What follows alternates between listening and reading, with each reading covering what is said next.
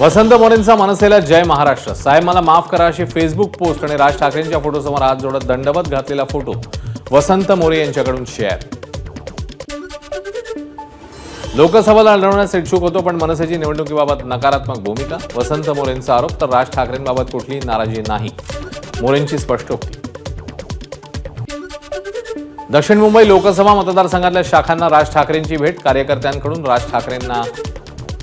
राज ठाकरेंकडून कार्यकर्त्यांना मार्गदर्शन.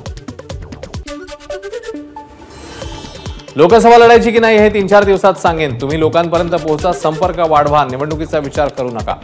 राज ठाकरे यांचा नेत्यांना संदेश. महायुतीची 2दा बैठक रद्द झाल्यावर आता उद्या दिल्लीमध्ये बैठक पार पडणार. जागा वाटप अंतिम होण्याची शक्यता.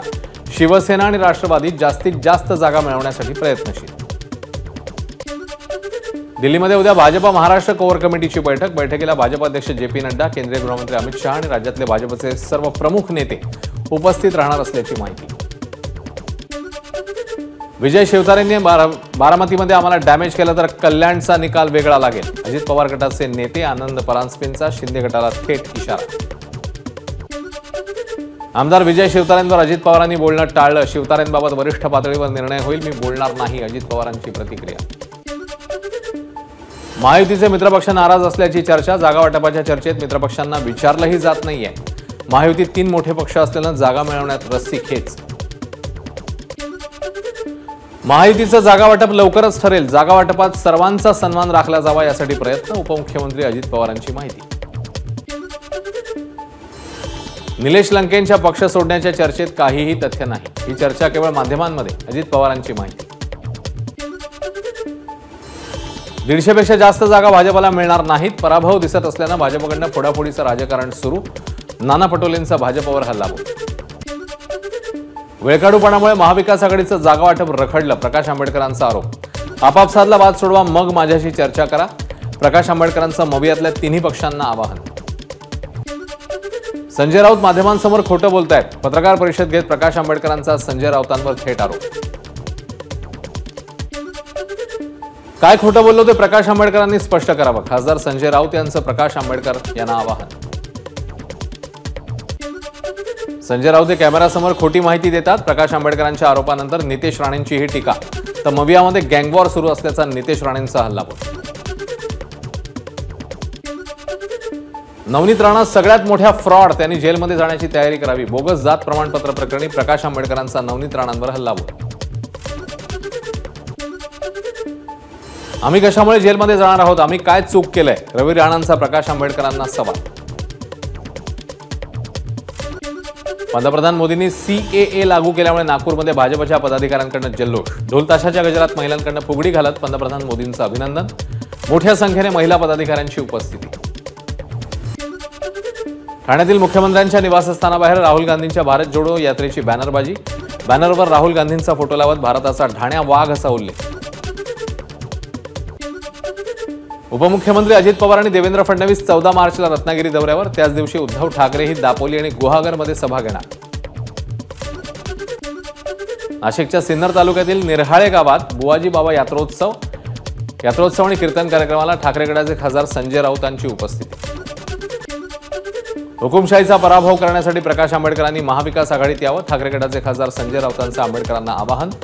तर प्रकाश आंबेडकरांना 4 उत्तम जागांचा प्रस्ताव दिलाय. राऊतांची माहिती. देशाला आर्थिक महासत्तेकडे नेण्याचा मोदींचा प्रयत्न. मोदींच्या नेतृत्वात देश प्रगतीच्या दिशेने वाटचाल करतोय. मुख्यमंत्री एकनाथ शिंदे यांच्याकडनं मोदींच्या कामाचं कौतुक. पंतप्रधान मोदी आणि माझे चांगले संबंध आहेत, मात्र त्यांची धोरणं मला पटत नाहीत. शरद पवारांचं वक्तव्य.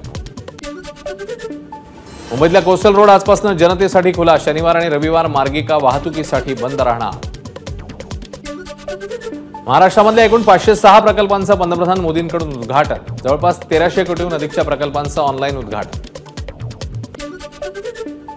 रशियाला विकलेल्या रेल्वे कोच कारखान्याचं मोदींकडनं लोकार्पण. आमदार धीरज देशमुख यांची मोदींवर टीका. तर मराठवाडा कोच फॅक्टरीमधनं कोट्यवधी रुपये परदेशात पाठवण्यात येत असल्याचा धीरज देशमुखांचा दावा.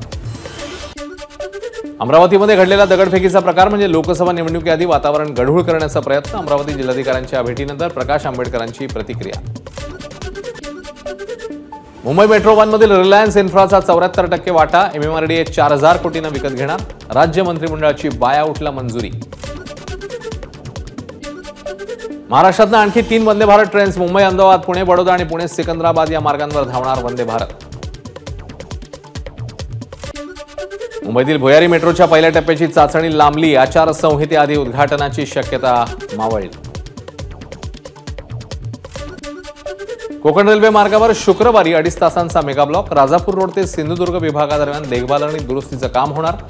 मुंबई मडगावसह या विभागातून धावणाऱ्या 5 गाड्यांच्या वेळापत्रकामध्ये बदल. सासवडमध्ये पुरंदर सिंचन योजनेतनं पाणी न मिळाल्यानं लघु पाटबंधारे विभागाच्या कार्यालयात शेतकऱ्यांचं आंदोलन सुरू. महिलांनी कार्यालयात चूल पेटवून स्वयंपाक करण्यास सुरुवात. मुंबईच्या बोरिवलीमध्ये बांधकाम सुरू असलेल्या इमारतीचा मचाण कोसळून 3घांचा मृत्यू, तर एका कामगाराची प्रकृती चिंताजनक असल्याची माहिती. मुंबईच्या बांद्र्यातील SRA बिल्डिंगमध्ये शॉर्ट सर्किटमुळे आग. अग्निशमनला आग आटोक्यात आणण्यात यश. सुदैवाने जीवितहानी नाही. माहीम ग्रामपंचायतीच्या हद्दीमध्ये जलजीवन मिशनच्या स्टॉक केलेल्या पाईपला भीषण आग. आगीमुळे परिसरात धुराचे लोळ पसरल्यामुळे नागरिकांमध्ये भीतीचं वातावरण.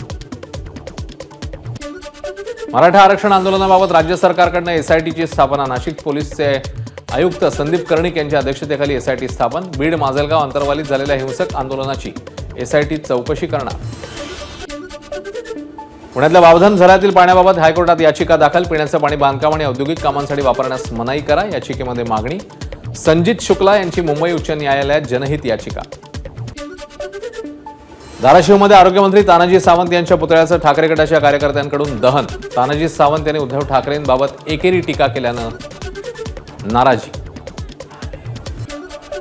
ठाण्यातील घोडबंदर रोडवर दुचाकीला ट्रकची मागून धडक. अपघातात दुचाकीस्वाराचा मृत्यू. चालकाचं ट्रकवरील नियंत्रण सुटल्यानं अपघात. मुंबईच्या तापमानामध्ये वाढ होणार. पुढील 24 तासात पारा 40°C पार करण्याचा अंदाज. मुस्लिमांच्या रमजान पर्वाला सुरुवात. मुस्लिम बहुल भाग असलेल्या मालेगाव शहरातल्या बाजारपेठांमध्ये खरेदी करता मोठी गर्दी. पालघरच्या तारापूर भागात बिबट्याचा वावर. परिसरातल्या नागरिकांमध्ये भीतीचं वातावरण. वन विभागाचं मात्र दुर्लक्ष. भारतीय संघाचा वेगवान गोलंदाज मोहम्मद शमी आणि यष्टिरक्षक फलंदाज रिषभ पंत लवकरच पुनरागमन करणार. शमीचं पुनरागमन सप्टेंबरमध्ये होण्याची शक्यता. रिषभ पंत IPL खेळणार. BCCI सचिव जय शहा यांची माहिती. ABP माझा, उघडा डोळे बघा नीट.